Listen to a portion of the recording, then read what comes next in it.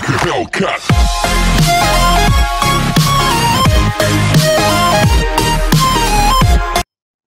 Hai, Assalamualaikum. Saya adalah Cikgu Azza Zakia binti Mat Saleh. Hari ini kita akan mempelajari tajuk Sains KSSM tingkatan 4 iaitu tajuk 1.2 Pembuangan Bahan Sisa. Jom kita belajar. Okey, sebelum kita mulakan belajar, mari kita membaca surah Al-Fatihah iaitu surah pembuka dalam Al-Quran bagi menerangkan hati-hati kita. Bismillahirrahmanirrahim. Segala puji bagi Allah, Tuhan semesta alam, Maha Pemurah lagi Maha Penyayang yang menguasai hari pembalasan. Hanya kepadamu, ya Allah kami menyembahmu. Ya Allah, hanya kepadamu kami mohon pertolongan. Tunjukilah kami jalan yang lurus, yaitu jalan orang-orang yang kau kurniakan nikmat kepada mereka, dan bukan pula jalan yang kau murkai, dan bukan pula jalan mereka yang sesat. Amin. Okey, mari kita lihat objektif pembelajaran kita pada hari ini. Yang pertama, kita nak menjelaskan dengan contoh bahan yang kita boleh buang ke dalam sinki. Yang kedua, kita nak mencirikan bahan yang tak boleh dibuang ke dalam sinki. Yang ketiga, kita nak mengurus bahan sisa biologi. Dan yang keempat, kita nak berkomunikasi mengenai langkah mengurus kemalangan dalam makmal. Okey? Okey, sekarang kita tengok berita ni. Gambar apa ni? Budak-budak sekolah. Asal tu murid tu kan. So, sebenarnya gambar ni adalah berkaitan mengenai murid SK Taman Pasir Putih. Dia menerima rawatan dari pasukan Hazmat. Ini adalah 13 Mac 2019. Cikgu, Hazmat ni apa? Nama orang ke? Kan? Sebenarnya Hazmat ni adalah pasukan khas bahan kimia berbahaya. Kenapa mereka dapat rawatan ni? Kenapa diorang datang? Yes, kerana pembuangan bahan sisa kimia di Sungai Kim Kim, Pasir Gudang sejak Khamis lalu kini menyebabkan lebih 200 orang terjejas dan 34 sekolah ditutup menurut kronologi bernama. Kan? Nampak tak bahan kimia? Bila dia tak diurus dengan baik, dia boleh menyebabkan kesan kepada orang lain. Okey? Okey, sebelum kita nak tengok bahan sisa, kita nak tahu dulu apa itu bahan sisa. So, sebenarnya bahan sisa ni adalah hasil tindak balas eksperimen ataupun sisa yang tak habis guna ataupun yang dah rosak ataupun yang telah luput tarikh, iaitu macam dah expired, dan yang telah tercemar. Itulah kita panggil sisa. Alright? Okey, untuk pengetahuan awak, bahan sisa ni kita boleh bahagikan kepada dua jenis. Yang pertama, sama ada dia ni boleh dibuang ke dalam sinki ataupun jenis yang kedua, dia ni tak boleh dibuang ke dalam sinki. Alright? So, contoh. Ni sinki lah. Kan kat makmal biasanya memang kita ada sinki kan.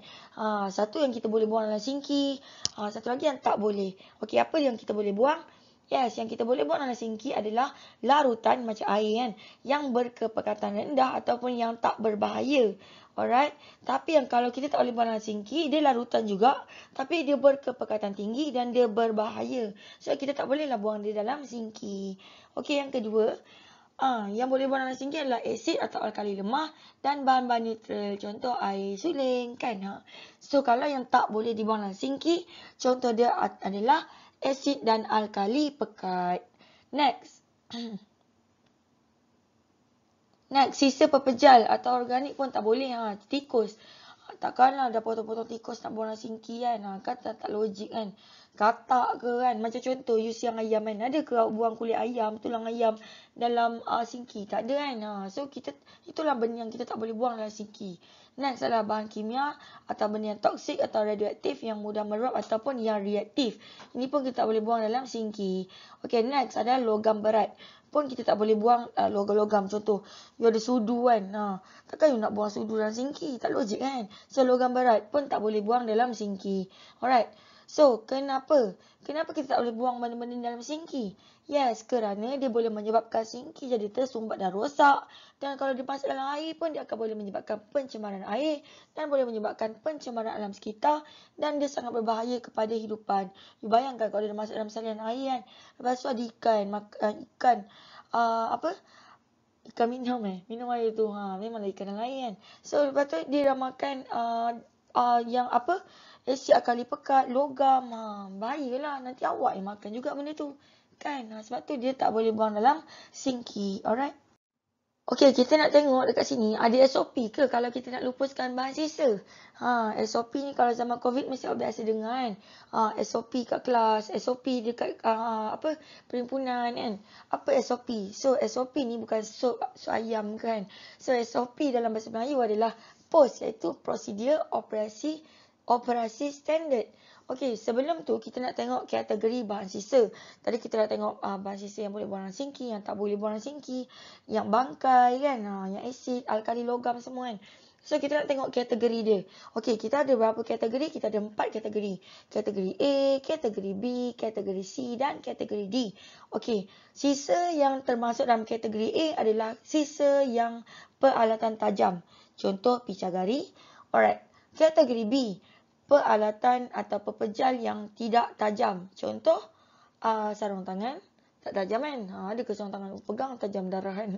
Tak ada. So, C adalah bangkai atau organ. Dia termasuk dalam kategori C. Ni macam potong-potong tikus ataupun biasa dekat eksperimen bio. Biasa kita akan guna katak. Alright? Compare daripada tikus, kita akan guna katak. Okay, next adalah kategori D. Kita akan guna adalah cecair. Cecair contoh adalah darah. Dia adalah salah satu sisa. Takkan kita nak minum pula darah tu kan. Kita mesti kita nak buang. So macam mana nak buang? So kita akan belajar kejap lagi. Kita akan tengok SOP untuk semua 4 jenis kategori sisa ni. Alright, jom kita tengok. Okey, sekarang kita nak belajar apa SOP kalau kita nak buang barang-barang tajam seperti jarum pecagari. Tajam ni. Macam mana kita nak buang dia? Boleh tak kita main masuk je dalam plastik, lepas tu nanti lori sampah ambil, sekejap lagi dia pegang berdarah, dia kena jarum kan. Janganlah macam tu. So, kalau dekat hospital pun, apa SOP dia? Yes, yang pertama, awak kena masukkan dalam bekas khas, iaitu bekas sisa-sisa tajam. Dia bekas macam ni, dia masih keras kan, supaya tak tembus jarum-jarum tu, benda-benda tajam tu. So, nama dia bekas khas, alright? So, yang kedua, lepas you dah masuk dalam bekas khas, you kena simpan tempat yang selamat. Lepas you dah simpan, baru kita lupuskan. Okay? Senang? Okay, next. Kita nak tengok pula SOP untuk kita buang barang pepejal yang tak tajam. Seperti sarung tangan. Ni kategori B kan. Dia tak tajam. Perlu ke kita masuk dalam tong bekas khas tadi kan? Tak perlu. Tapi boleh ke kita membuang dalam tong sampah? Kan saya cikgu, alah cikgu. Sarung tangan je kan? Buang dalam tong sampah. Kan? Tapi awak kena ingat. You punya sarung tangan ni, you pegang bahan chemical. You pegang bahan yang ada melibatkan bakteria, benda-benda yang bahaya. So, takkan you nak buang tong sampah macam tu je. Kan, mesti ada SOP dia macam mana nak buang. So, SOP dia yang pertama adalah, you kena masukkan dalam beg bio bahaya. Pernah tengok tak beg dia macam ni? Dia, kalau you buat yang apa, sekarang kan, Allah sakit tekak. Sekarang kan ada yang saliva test kan. Yang COVID kan kalau buka saliva test tu, test kit tu, dia ada satu plastik kecil warna putih. Lepas tu label dia macam ni. Ada 4 bulat ni. Kan. Ni lah nama dia biohazard ataupun beg bio bahaya. You kena masukkan sarung tangan dalam plastik tu dulu. Lepas tu you kena autoclave. What is autoclave? Autoclave ni adalah ni alat dia. Kan, you kena masukkan dalam satu alat ni, suhu dia 121 darjah Celsius selama 20 minit. Untuk apa? Untuk bunuh mikroorganisma yang ada dekat sarung tangan. Alright. So, bila you dah bunuh mikroorganisma, maknanya dah selamat you punya sarung tangan kan. Baru you masuk dalam tong bio bahaya, masuk dalam tong. Bila masuk dalam tong, you lupuslah. Macam tu je. Okay?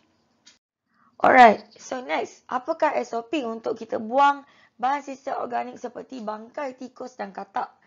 Ni yang kalau lepas buat eksperimen kan. Ni adalah kategori C. So, apa SOP dia? Cikgu tanam cikgu kesian dia kan. Mayat ni. So, apa SOP dia? Kalau you buat eksperimen dekat makmal, apa SOP dia? Yes, the first thing you kena balut dia dengan bahan penyerap. Contoh, tisu. You balut dengan tisu. Macam kain kafan kan. So, kita balut dulu. Lepas tu, kita kena masukkan dia dalam beg bahaya. Sebab kita nak bagi tahu dalam ni ada bahan yang bahaya. Kan? Yang bahan boleh mencemarkan alam sekitar. So, next. Sebab dia, awak tahu kan, tikus kan kotor kan, dia ada banyak bakteria or something like that. So next, yang ketiga, kita kena sejukkan dia pula. Dah masuk dalam beg, kita kena sejukkan dia. Kita bekukan dia. Lepas sejukkan, baru kita lupuskan. Alright? Innalillah. Macam itulah cerita dia. So kita nak tengok yang keempat adalah SOP untuk kita buang cecair seperti darah. Ini adalah kategori D. Darah ni cecair. Kita buang kat sinki je lah cikgu. Boleh tak? Cuba bayangkan kalau darah tu ada virus HIV. Kan? Kita cerita worst case scenario lah. So, macam mana kita nak buang dia? So, the first one, kita kena autoclavekan dia. Iaitu menggunakan suhu 121 darjah Celsius selama 20 minit untuk kita bunuh mikroorganisma yang dalam tu. Lepas tu, senang je. Kita lupuskanlah. Kita buanglah dalam sinki ke dalam tandas. Macam tu je settle. Sebab dalam tu dah bersih. Alright? Okey, tadi kita dah belajar SOP macam mana nak buang-buang bahan sisa kan. Sekarang kita nak tengok apa yang kita perlu lakukan jika bahan kimia tumpah. Contoh, cikgu bagi bahan kimia, satu botol bahan kimia. Pam itu jatuh kan, pecah, tumpah. Apa yang kita kena buat? Berbanding. Apa yang perlu kita lakukan jika bahan merkuri tumpah? Kita tahu satu antara alat yang ada merkuri dalam badan dia pula.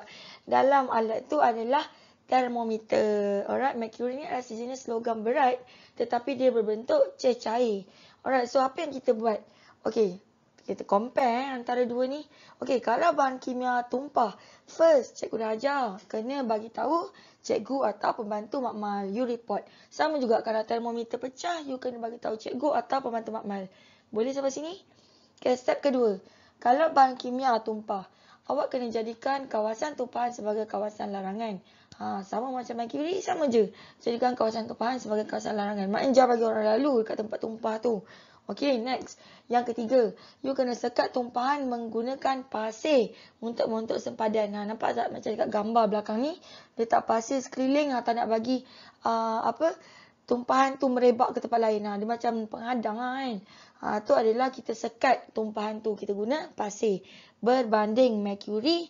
Kalau termometer tu yang pecah. Merkuri yang tumpah kan. Yang terkeluar daripada termometer tu. You kena buat apa? You kena tabur serbuk sulfur untuk membentuk sempadan. Alright, next. Kalau bahan kimia tumpah, lepas you dah letak pasir, you kaut semua. Macam tak kucing kan. Ada macam contoh tahi, ada pasir, you kaut semua. Kan? Tapi kaut tu macam you cedok kan. You kaut. Alright. Tapi kalau merkuri tumpah, beza dia you kena call bomber. Kenapa kena call bomber? Kejap lagi cikgu ajar. Okay, next. Kalau bahan kimia, you just buang. Lepas you kaut, you buang. Macam tak kucing kan. You kaut, you buang. Tapi kalau merkuri, you kena call bomber. Okay? Boleh sampai sini perbezaan antara bahan kimia tumpah dengan merkuri tumpah. Right? Okey, kita sambung yang tadi. Kenapa kalau merkuri tumpah, kita perlu panggil bomber? Gambar ni adalah bomber. Nampak tak? Ada satu termometer kat bawah, kat lantai kan. Dia ambil kan. Dia pakai sarung tangan, pakai kasut, baju kan, helmet semua kan. Siap ada. Dia pakai macam yang gas punya kat hidung. Nampak? Kenapa dia beria? Tak ada beria kan. Kenapa dia perlu pakai tahap macam ni sekalian? Kenapa? Untuk pengetahuan awak, kalau merkuri tumpah, you kena panggil bomber. Kerana apa? Kerana dia, merkuri ni boleh menyebabkan ada dua simptom. Satu simptom jangka pendek, satu simptom jangka panjang. Kalau you waktu tumpah tu, awak ada kat kawasan tu kan, you akan nak rasa macam loya, you rasa nak muntah, you rasa pening sakit kepala kan. Makanlah Panadol kan. You akan rasa kerengsangan mata macam pedih kan, batuk. Lepas tu you akan sakit tekak kan. Tapi cikgu sakit tekak ni bukan sebab kena merkuri tau kan. Ni adalah simptom kalau you terkena berada di kawasan yang merkuri tumpah. Tapi kesan jangka panjang dia boleh menyebabkan kerosakan saraf. Dia akan rasa mudah letih, mudah lupa pula kan. Boleh merencat pertumbuhan fetus. So takkanlah abang-abang bomba ni nak saraf dia rosak kan. Sebab tu dia akan pakai pakaian yang perlindungan diri untuk elakkan dia kena simptom jangka pendek dan jangka panjang. Alright, bahaya tak? Bahaya. That's why kita kena panggil bomba. So janganlah bila termometer pecah kan, dah tak bagi tahu cikgu, main kaut, main buang tu sampah. Jangan, bahaya. Alright. So inilah SOP kalau kita nak kalau termometer kat sekolah awak pecah. Okay. Okey, sekarang kita nak tengok apakah organisasi yang uruskan dan sediakan modul keselamatan dalam makmal di Malaysia. Sebenarnya bukan yang makmal sekolah awak jadi makmal. Banyak lagi pekerjaan yang ada makmal tau. Contoh hospital, pergi kan. So, organisasi dia adalah nama dia NIOSH. NIOSH ni adalah Institut Keselamatan dan Kesihatan Pekerjaan Negara. Ini logo dia. Dia ditubuhkan untuk apa? Untuk mengurangkan risiko kemalangan dan kecederaan di tempat kerja. Alright, contoh you kerja benda-benda yang melibatkan keselamatan kan. So dia akan NIOSH lah yang akan sediakan SOP semua tu. Contoh, you berminat ni, cikgu saya nak menyelamatkan manusia di seluruh Malaysia. Contoh, kalau awak berminat nak kerja dekat NIOSH kan, ni ada jawatan kosong. Pergilah apply. Alright. Okey, itu je tajuk ni. Senang kan? Okey, tajuk 1.2 telah tamat. Mari kita jawab soalan praktis formatif 1.2 bersama-sama. Okey, soalan 1. Asri ingin membuang asid hidroklorik pekat dengan pH 3 ke dalam sinki, tetapi telah dihalang oleh Selvi. Adakah betul tindakan yang dilakukan oleh Selvi ni? Asri ni nak buang asid dalam sinki, tapi Selvi halang. Betul ke salah? Kan? So, kita tengok jawapan. Jawapan ni apa? Betul ke salah? Ya, mestilah betul. Sebab asid hidroklorik ni, yang kalau dia pH 3, dia adalah asid pekat. So, dia boleh membahayakan hidupan kalau kita buang dalam sinki. Alright, soalan kedua. Tandakan right bagi bahan yang boleh kita buang dalam sinki. Okay, kita tengok Cikgu ada air suling, cikgu ada asid pekat, cikgu ada bahan radioaktif. Yang mana yang kita boleh buang dalam sinki? Jawapan apa? Yes, betul. Hanyalah air suling. Asid pekat bahaya, radioaktif pun bahaya. Alright, senang kan? Mari kita sambung dengan soalan yang ketiga. Soalan ketiga, terangkan cara pelupusan bangkai secara ringkas. Tadi cikgu ada tikus. Ingat tak tikus tadi kita buat apa? Yes. Apa jawapan dia? So, sebelum kita tengok soalan 3, kita pergi nombor 4. Apakah cara yang kita perlu lakukan kalau termometer pecah? Alamak, senang je ni. Kan? Kita pergi dulu bangkai. Contoh bangkai tadi tikus. Apa tadi cikgu buat ke tikus tu? Yes, mula-mula kita buat apa? Yes, kita perlu balut dengan bahan penyerap. Contoh kertas tisu. Lepas kita dah balut dengan tisu, kan, dia punya kain kafan tu, kan kita bungkus. Kan kita masuk dalam beg plastik biobahaya. Lepas tu kita sejukkan. Kan, bekas yang dan atau beg perlu disimpan di tempat yang selamat pada suhu sejuk beku seperti peti sejuk atau bilik sejuk beku sehingga diambil oleh kontraktor terpilih untuk dilupuskan. Ini adalah untuk bangkai. Tapi kalau termometer kat makmal pecah, ingat tak tadi kita nak panggil siapa? Yes, sebelum kita nak panggil bomba, kita kena buat apa? Kita kena maklumkan dekat cikgu. Cikgu, termometer pecah lah kan. Lepas tu kita kena jadikan kawasan tu jadi kawasan larangan. Lepas tu you kena tabur sebut sulfur dan you kena baru call hubungi jabatan bomba. Alright, senang kan? So cikgu harap you nampak overview macam mana kita nak buang bangkai, macam mana kita nak buang barang tajam, barang tak tajam, darah kan. Kan banyak-banyak bahan sisa tu macam mana nak buang. Kalau bahan sisa tumpah, bahan kimia tumpah macam mana, termometer pecah macam mana. So cikgu harap you faham tajuk 1.2 dengan baik dan boleh jawab soalan dengan betul sebab soalan ni sangat-sangat senang. Dan banyak keluar dalam soalan objektif lah kan, cikgu perasan. So cikgu harap you boleh jawab soalan dengan betul dan boleh faham tajuk ni dengan baik. So itu saja untuk tajuk 1.2.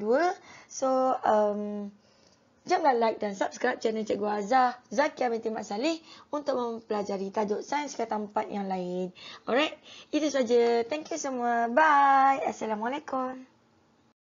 I've been waiting, I've been hurting, 'cause I've been falling. I need your help.